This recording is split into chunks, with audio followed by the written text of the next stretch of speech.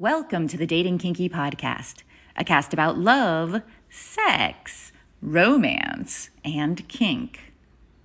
I was just having a conversation about dominance with a local, and they mentioned journaling, which led to a conversation and now this podcast.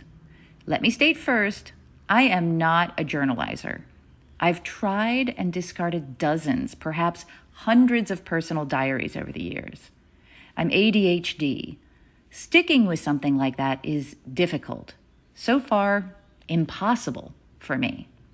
Which might make you laugh if you follow me much and know how much and how often I write. But that's very different, and it's a trained and developed habit, which is sort of journaling.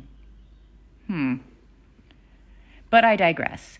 We were talking about it in the context of power exchange dynamics and having the submissive journal and giving the dominant access to read and understand more deeply how their submissive is thinking and faring and what they are wishing for and yada, yada, yada. Which, again, wouldn't work for me for varied reasons, nor for my partner, who's not a very verbal person, in that he does not easily express his feelings in words. So it's often something that needs to be drawn out of him over time. But aside from all this writing I do, recording thoughts that I share with y'all, there is a journaling I've done for years. You see, my father is a retired philosophy professor. I learned about Epictetus when I was young, Marcus Aurelius too, and Seneca, and Stoicism, although I'm more happily Epicurean. And there is a long history of admonishment to journal in Stoicism. It's the way to practice the philosophy itself, not unlike prayer in religion, although many may not like that comparison. That's why I've tried so hard over the years, and I guess I've now succeeded, if you call my blogging and sharing a form of journaling. Eureka! To develop the habit of consistently putting words on paper. Or, I guess, in my case, on computer screen pixels. Because it just makes sense. There is one kind of journaling I do, and I don't share it ever. It's just for me, and it comes and goes. I pick it up when I need it, and I put it away when I'm done. Stuck in crisis? Journaling may be an answer. When I'm in a bad headspace or there's an ongoing situation that I cannot see my way through, I journal it. It's not pretty. It's not really even clear because it only refers to what's in my head, and it's not meant to be read by anyone, not even me, although I do sometimes go back and read them. It's meant to get words on paper and to allow my thoughts to be expressed and held in place in ways that my brain sometimes can't do in the middle of crisis. What kinds of crises? When my mother passed away. When I left my abusive ex. When my partner was going through something I couldn't understand and it was affecting our relationship. And so on. It's rare for me, maybe once every 3 or 4 years in my life, but when I need it, it always comes through. With my mother's passing, it took me about 5 months of journaling to work through the anger I felt towards her for not getting her cancer treated because she didn't want to burden me and others in her life with illness and bills. When I split with my ex, it took me almost a full year to work through how I felt about the abuse and to really take a close look at the parts I played. Turns out I fought back in my own way and also abused. Never saw that coming. When my partner was going through something that deeply affected and even threatened our relationship, it took me 2 months of journaling to find a way to speak about it in healthy ways and to find the space in my mind to accept that experience, even if I could not comprehend it. How did journaling help? For me, the key was to write in a stream of consciousness, to not care about it being grammatically correct or understandable, but to write feelings as they came to me and to be able to see them captured on the page. Here's an example from sometime in 2019. Journal. How am I feeling? unsettled. I hate when things are unresolved. Of course I love him deeply. Of course I want to spend my life with him. But the him he's taught me to expect, this him is different, has not been acting like we're a team, shuts me out instead of inviting me in.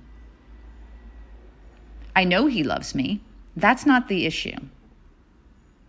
The question I have is, does he love me enough to trust what we've been building, or will he revert to previous patterns?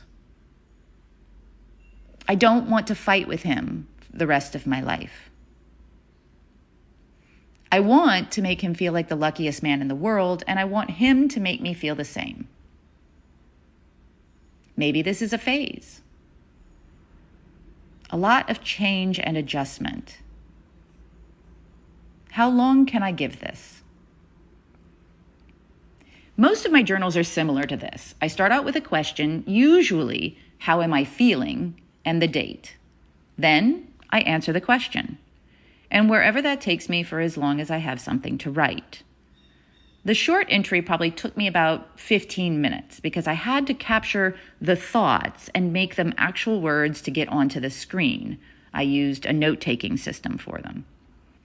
Each new line is a pause in thought, a step towards getting whatever I was needing to understand from my brain onto the screen in front of me. And I did this every few days that I didn't have a good solution or settlement in my mind.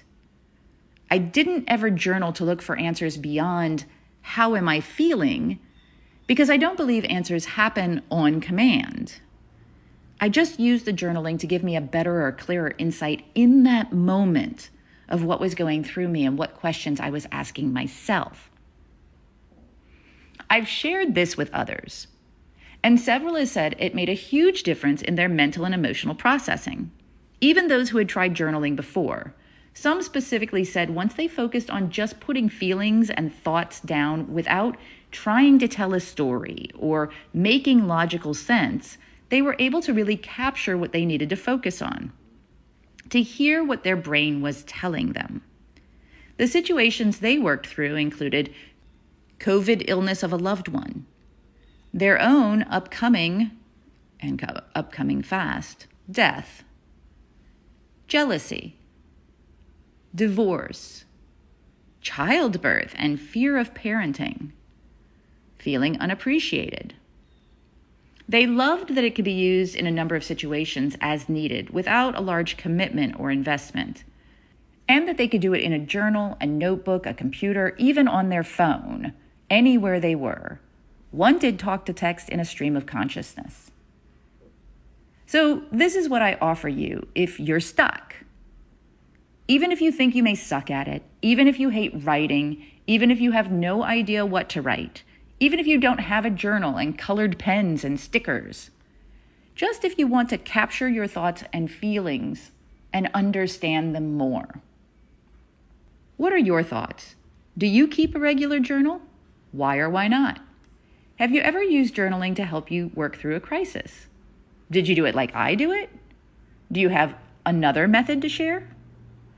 Thank you for joining me today. If you love this episode, please share it with others who would enjoy it. And please do join me on our new apps available in the Google Play and Apple App Stores. Dating Kinky, it's built by Kinksters, for Kinksters, poly, queer, trans folk, and anyone not quite vanilla, and it's free. Find me on FetLife as Nookie Notes, and on Twitter, Pinterest, YouTube, Facebook, and Medium as Dating Kinky. We are on Instagram as Dating Kinky Official, all one word. Also, find me on the new Moan app in beta for iPhone. I'm Miss Nookie there, TheMonapp.com. Have a kinky day, and I'll catch you next episode.